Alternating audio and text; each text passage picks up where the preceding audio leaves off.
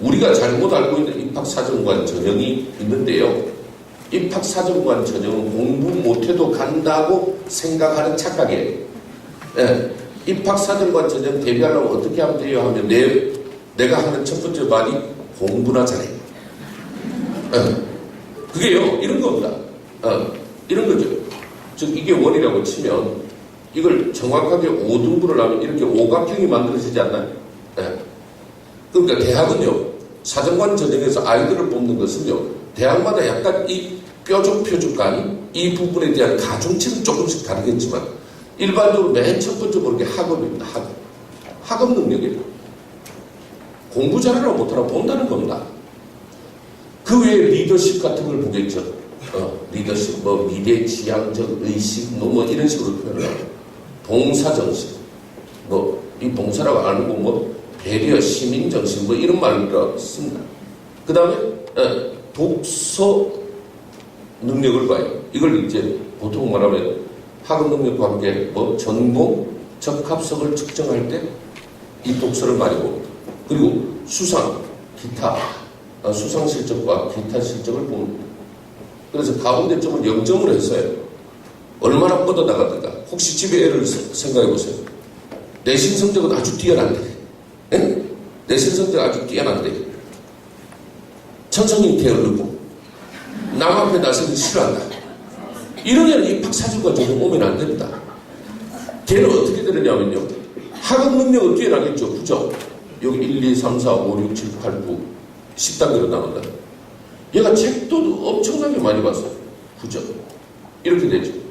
그런데 남 앞에 나서기 싫어하니까 리더십 1점, 꼼지락거리기 싫어하니까 봉사활동 2점, 천성이 게을러. 그 다음 수상 기타는 가운데 5점쯤 된다고 칩시다. 그러면 이 오각형을 연결하는 겁니다, 여러분. 보입니까? 네.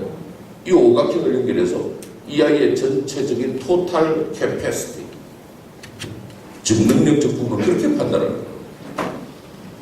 그래서 이 아이는 그럼 죽어야 됩니까? 아니요. 이 아이는 사정관자도 준비 안 하면 됩니다. 아까 얘기했잖아요. 내신 성적 우수자 전형이나 수능 중심이나 아니면 책도 읽고 그랬으니까 논술 전형으로 대비하면 되는 거예요. 아시겠어요? 왜냐하면 38만 명이라는 대입 정원 중에 38만이 가까운 4년제 대입 정원 중에 입학사정관 전형 정원은요 4만 7천여 명에 불과해요. 그러니까 지금도 10명 중에 몇 명? 8명 내지 9명은요 사정관자하고 상관없이 대학을 간다. 그런데 이놈의 사정관자를 뽑는 게 대부분 수도권이에요.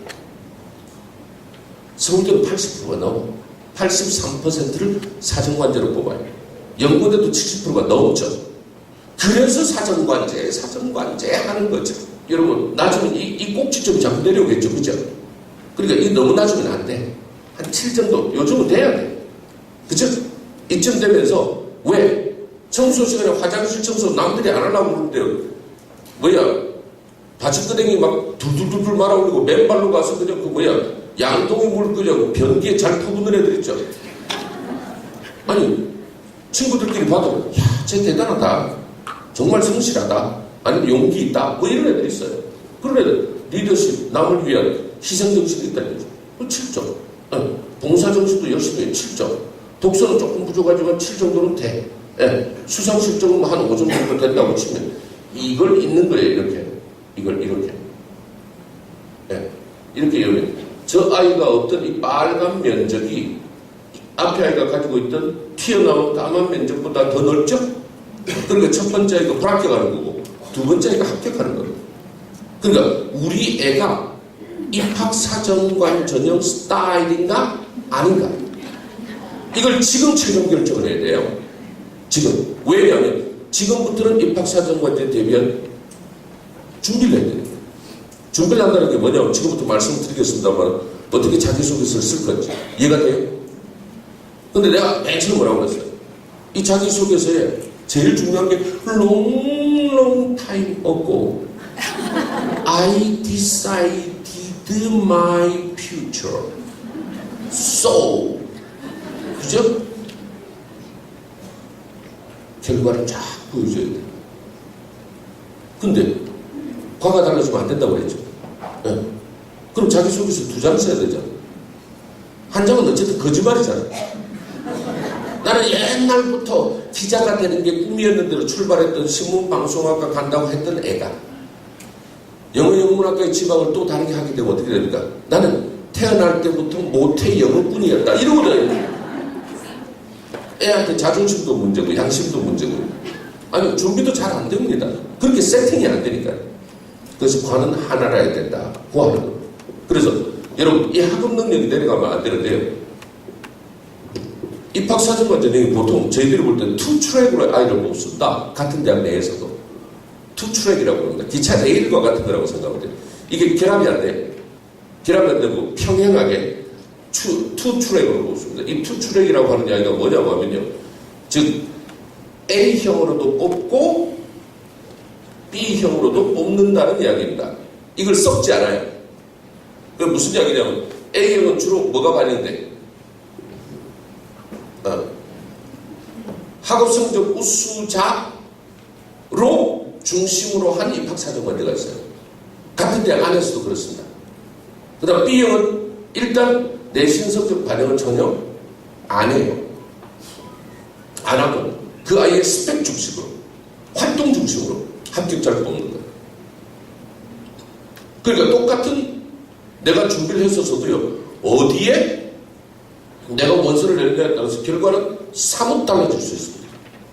예를 들면 뭐 여기 가까운 경희대학을 예를 들면 네오르네상스 전형이라고 하는 게 있습니다. 이건 주로 성적과 상관없는 전형입니다. 활동 중심으로 아이를 뽑아요. 근데 같은 대학에 학교 생활 우수자 특별 전형이 상당히 많이 뽑아요. 그건요 내신 성적 부분에 대한 고려를 분명히 한다는 거예요. 또 상당히 많은 대학들이 뭐라고 그러지 않습니까? 애들이 너무 많이 지원하니까 일단 1차는 뭐 내신 성적으로 잘라버려요. 이거 활동을 안 봐. 이걸 뭐라고 하냐면 다단계 전형이라고 투트랙이라고 하는데 지금까지 제가 대학 입장을 이야기한 거고요. 분석하는 입장에서 보면 투트랙이라고 해서 여기에 9등급이 합격할까요? 그건 아니라는 거죠. 근데 분명히 입학휴강에는 내신 성적 반영을 안 한다고 되어 있어요. 안 하지만 내신 성적 반영은 안 해요. 안 하지만 아이를 뽑는 전형의 요소에는 뭐가 들어가 있어요?